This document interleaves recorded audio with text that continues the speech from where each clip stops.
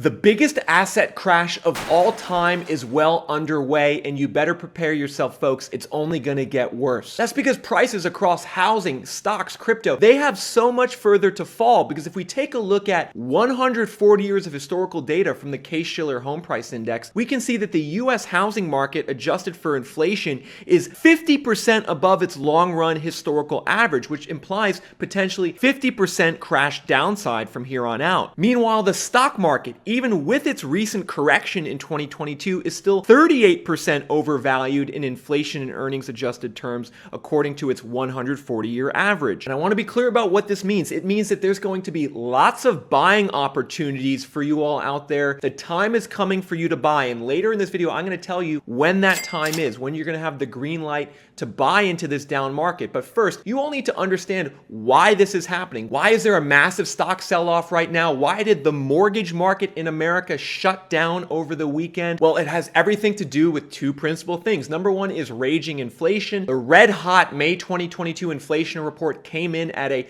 40-year record, 8.6% year over year. And in response to this inflation report, investors panicked. They freaked out. Bond yields exploded. The 10-year U.S. Treasury yield is now up to 3.3%, its highest level in a decade. Meanwhile, the 30-year fixed mortgage rate spiked all the way up to nearly 6%. These spiking yields and mortgage rates mean that the cost to borrow money is exploding out of control. And ultimately, this increase in the cost of debt, while I believe it's healthy in the long run, is going to mean a big economic and asset crash, especially because investors have now woken up to the fact that the Federal Reserve is not going to be there to rescue them this time. Over the last year, I've seen a lot of people say, oh, as soon as things get bad, as soon as the stock market declines and the housing market wobbles, the Fed's going to step in, cut rates, and print money and save the day. But more and more investors are realizing that is not going to happen. Due to the record high inflation, the Fed can't come and save the day. They can't push asset prices back up because, after all, right now the inflation rate's 8.6% compared to a 3.6% unemployment rate. This is the first time in 30 years that the inflation rate, the orange line, has been above the unemployment rate, the blue line. And until this changes, until the unemployment rate goes up substantially and the inflation rate goes down substantially, the Fed's going to keep tightening. They're going to increase interest rates by 50 basis points, maybe 75 basis points. They're going to enact quantitative tightening and strip money supply out of the system, which is ultimately going to cause an asset bubble recession and cause these record high values in the housing market and stock market that we talked about to come crashing down. And this asset crash is what I call recession number one, because we're in the midst of an asset crash recession. This is going to be a white collar recession that basically vaporizes the net worth of the wealthy in America. But folks, pay attention to this. What makes the current economic situation so dire and why I'm so bearish on the US economy and housing market and stock market is that recession number one, the white collar recession, is occurring nearly simultaneously with recession number two, which is a consumer confidence and spending recession. It's a blue collar recession born out of the fact that inflation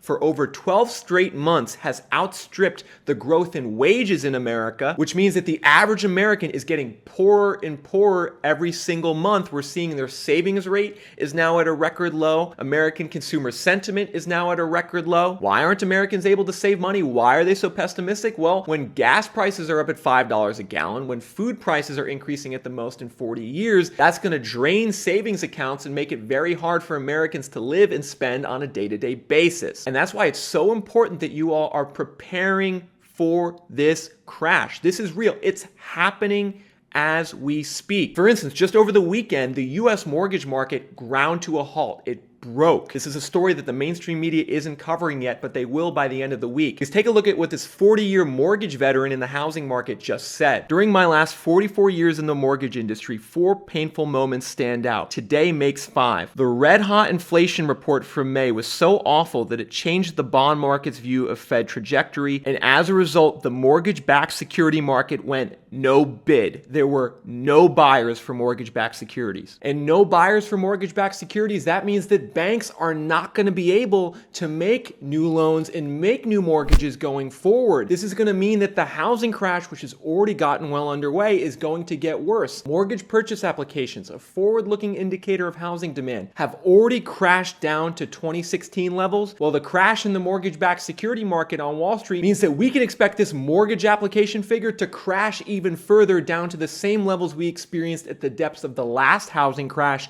in 2009 and 2010. This crash in housing is occurring simultaneously with a crash in the stock market and the crypto market. It's also going to occur simultaneously with a crash in consumer spending. Because as I mentioned to you all before, the personal savings rate in America is now near a record low 4.4%, meaning that Americans are only saving 4% of their income on average. The last time personal savings was this low was 2007, 2008, right before the worst financial crash, the worst recession since the Great Depression. Similarly, consumer sentiment is now at an all-time low level. The confidence that Americans have in their finances and the future of the economy is now lower in June 2022, according to the University of Michigan, than it was in 2007, 2008 before that crash. And ultimately, the weak financial state of the US household and consumer in 2022 is one key difference between today's inflationary environment and then the inflation in the 1970s.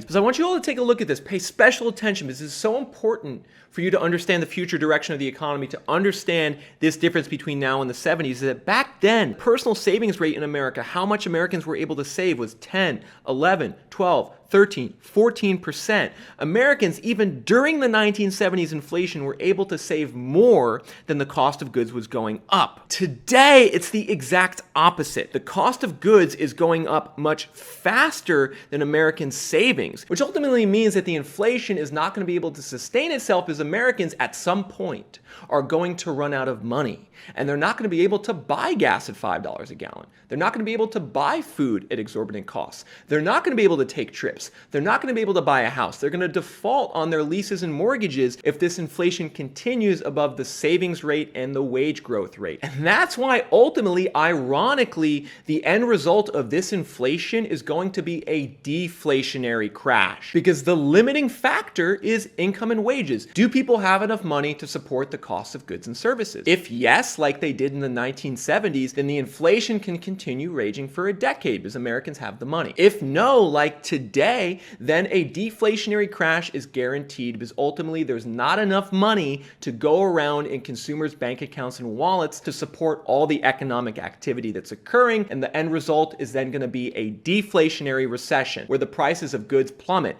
the prices of houses plummet. I actually think by this time next year, gas prices are going to be half what they are today. Now you might say, oh, that sounds great. Well, it'll be great in one respect. The prices of things are going to go down, but we're going to have a recession attached to that. There's going to be a lot of layoffs, a lot of job losses. Companies are going to shut down. It's going to be pandemonium out there. So in the madness of all of that, it's going to be hard to take solace in the fact that goods are cheaper. But for those of you who prepared, for those of you who saved money, stockpiled cash, didn't take out debt over the last 1 to 2 years, this is going to be your time to shine. This is going to be your buying opportunity. I believe starting in the next 6 months, we are going to see the real buying opportunities unfold both in the stock market and the housing market. And to support this point, I want to reference a tweet from Michael Burry, the man who called the last housing bubble, who called the last financial crash. He just tweeted this: "The theater took more than a decade to overstuff. Thus, it's not likely everyone gets out in less than a year." What Michael Burry is saying there is that this asset bubble, the biggest bubble of all time, this took a decade to build, and actually it took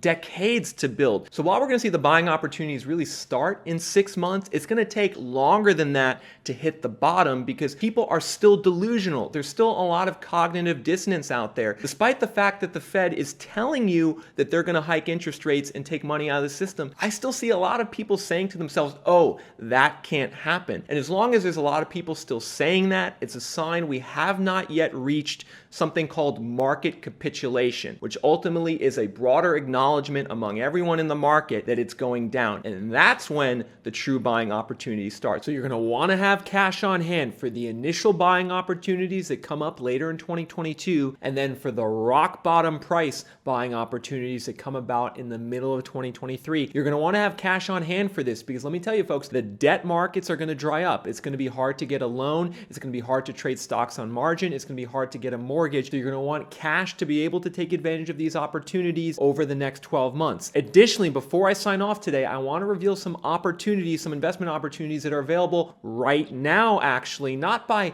buying companies and going long on the market, but by shorting certain companies in the stock market. I think there are several zombie companies right now that are in danger of going out of business, and they're great options for a put option or a short that could yield a great return while you're waiting for the other buying opportunities to crop up. So if you're interested in hearing about the companies that I am betting against that I think are going to go out of business, make sure you're a subscriber to this channel, hit that subscribe button, turn on your notifications, and lastly, smash that like button because I got that video coming for you over the next week. The 140 years of data on the housing market and the stock market in this video came from the Case-Shiller Home Price Index as well as the Robert Shiller Cyclically Adjusted PE Ratio. I'll have links to the sources of both of those in the description.